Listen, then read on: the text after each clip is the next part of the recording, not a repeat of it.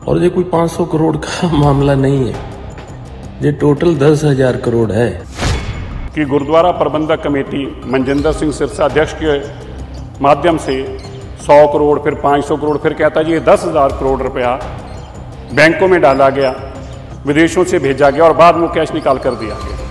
तो मैं बताना चाहता हूँ, गुरुद्वारा कमेटी एक धार्मिक संस्था है जिसका अकाउंट FCRA का कुल अभी तक जिंदगी अभी तक 16 करोड़ रुपए उस खातों में आया, तय जिंदगी। गुरुद्वारा कमेटी की पूरे साल की आमदन जो है वो लगभग 90 करोड़ रुपए है, पूरे साल की, और ये आदमी 500, 1000 और फिर 10,000 करोड़ रुपए पहुंच गया। मनजिंदर सिंह सिरसा जी उस टाइम गुरुद्वारा कमेटी के प्रेसिडेंट थे, उनको कैश दे दिया जाता था और गुरुद्वारे के पैसे पक्का कैश का कोई बैंक में रिकॉर्ड नहीं होता तो वो जमा हो जाता था। वो वायर जो होती थी वो वायर ऐसी होती थी ICICI बैंक से, और उसका पैसा सारा FCRA के तहत स्टेट बैंक ऑफ इंडिया में आता है, ना कि जो दिखाई जा रही थी कि ICICI या HDFC बैंक की जो दिखाई जा रही थी, हमारे किसी खाता कोई आ ही नहीं सकता विदेश से पैसा। कैश लेकर के जो वायर होती थी, वायर के जरिए ये पैसा उनको घुमा के मंत्री जी के बेटे को दे दिया जाता था। ये ICICI बैंक की सारी वायर डिटेल्स है।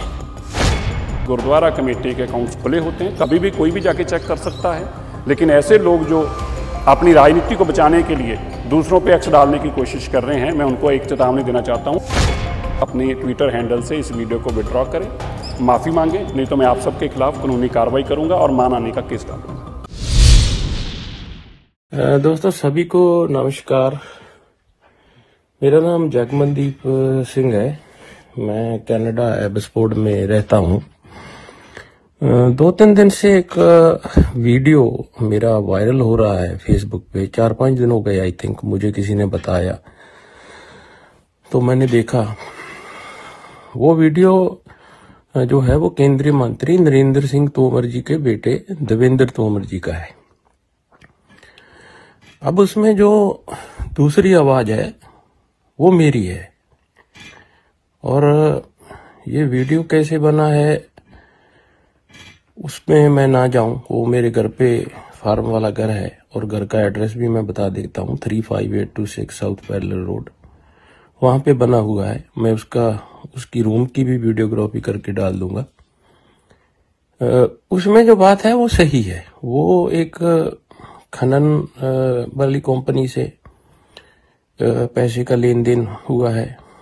वो क्या था कि वो मेरी इनसे दोस्ती थी प्रबल सिंह तोमर जी से, और दोस्ती हुई तकरीबन 2018 में। तो 19 में इनको मैं मिलने के लिए गया, 2020 मार्च में मैं इनको मिलने के लिए गया। जब लॉकडाउन हुआ 13 मार्च को, तो मैं इंडिया में था और मैं नंबर 3 कृष्णा मेनन मार्ग पे था। और मैं जो हूं, मैं ब्लूबेरी की और भांग की, गांजा की खेती करता हूं।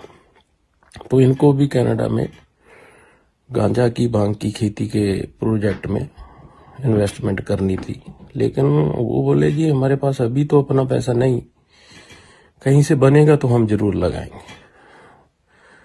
आगे जब बात हुई, फ्रेंड बने, तो जो त्यागी जी का उसमें जिक्र है, जो मोनेडो का कोहली साहब का जिक्र है, मेरे उनके सभी के मेरे पास प्रूफ है। मेरा जो व्हाट्सएप नंबर है वो एक कनाडा का कोड एक है 778-208-8600 है। किसी भी मीडिया अदारे को उसके लिए प्रूफ चाहिए हो, किसी इन्वेस्टिगेशन एजेंसी को प्रूफ चाहिए हो, तो वो मुझसे संपर्क कर सकता है। मैं भी हैरान था वो वीडियो देख के, भाई ये वीडियो कहाँ से गया।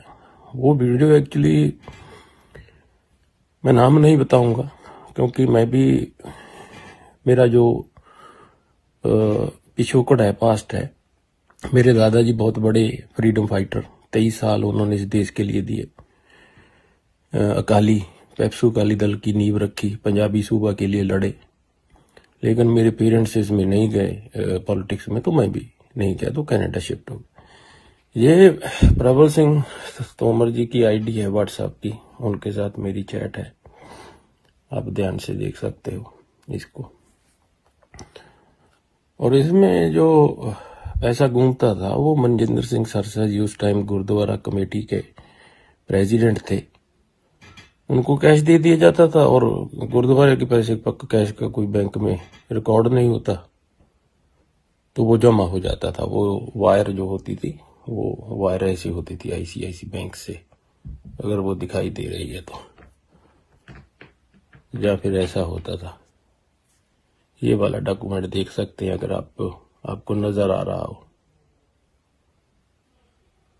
तो। मनजिंदर सिंह सरसा जी कैश लेकर के जो वायर होती थी, वायर के जरिए ये पैसा उनको घुमा के मंत्री जी के बेटे को दे दिया जाता था। ये आईसीआईसी बैंक की सारी वायर डिटेल्स है। और ये कोई 500 करोड़ का मामला नहीं है, ये टोटल 10,000 करोड़ है। इसमें खनन जितनी ये पत्थर की जो होती है खान उनकी होती है। ये देखिए ये मनेडो का है, जो मनेडो का जिक्र चल रहा है कोहली साहब का, ये मनेडो का टेक्स्ट है। और इसमें मैं आपको अच्छा ये 100 एकड़ जमीन, ये उनकी जो देवेंद्र सिंह तोमर की वाइफ है हर्षिनी, उनके साथ चैट है मेरी। ये 100 एकड़ जमीन तकरीबन न्यू बंसविक कनाडा में इसी पैसे से खरीदी गई, लेकिन ये बेनामी कंपनियों के द्वारा जो है बेनामी कंपनी के ऊपर खरीदी गई। दूसरा उसमें एक पार्सल का भी जिक्र है, मैं वो पार्सल की भी, अच्छा वो पार्सल किस चीज का है, वो मेकअप के सामान और बांग का गांजा का पार्सल है। और वो पार्सल की डिटेल भी मैं इसमें आपको दे देता हूं। और जो वीडियो मैं अपना फेसबुक पे लोड कर रहा हूं, ये है वो पार्सल, ये देख लीजिए आप। ये वो पार्सल की रजिस्ट्रेशन है और इसको मैं थोड़ा जूम करके अगर दिखा दूं सभी को तो ये जूम किया हुआ वो पार्सल की डिटेल है।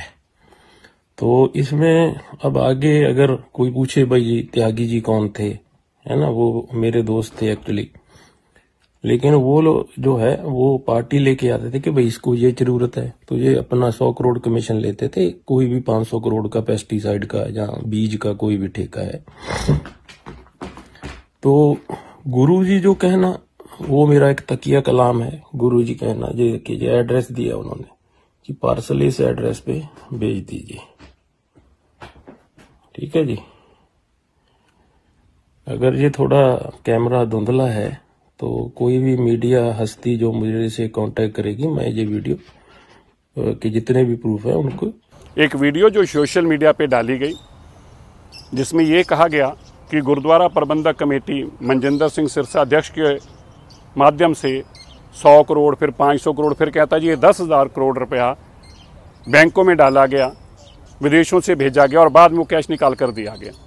तो मैं बताना चाहता हूँ गुरुद्वारा कमेटी एक धार्मिक संस्था है जिसका अकाउंट FCRA का कुल अभी तक जिंदगी अभी तक 16 करोड़ रुपए उस खातों में आया तय जिंदगी, और उसका पैसा सारा FCRA के तहत स्टेट बैंक ऑफ इंडिया में आता है, ना कि जो दिखाई जा रही थी कि ICICI या HDFC बैंक की जो दिखाई जा रही थी। हमारे किसी खाता कोई आ ही नहीं सकता विदेश से पैसा। और तीसरी बात, हमारे सारे अकाउंट्स खुले हैं।